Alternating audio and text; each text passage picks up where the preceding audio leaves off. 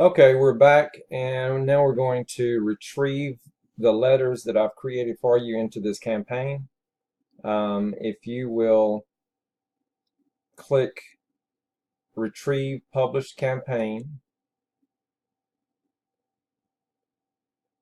okay, now click the second option, and it's asking for a number, a 5-digit code, and that is on your instructions page in number 2, the series number.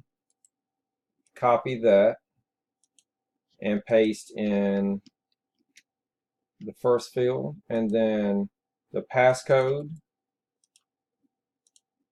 you're going to paste in the second field. Then it's going to ask what campaign are we adding these letters to. So select the one you're going to select. Real Income Club. I've already created that. This is just my example. So now that you've selected the campaign Real Income Club, click Retrieve Pre-written Autoresponder Letters.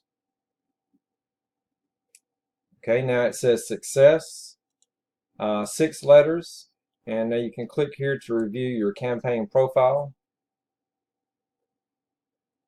Okay, all this is the information that we were entering earlier when we created the campaign.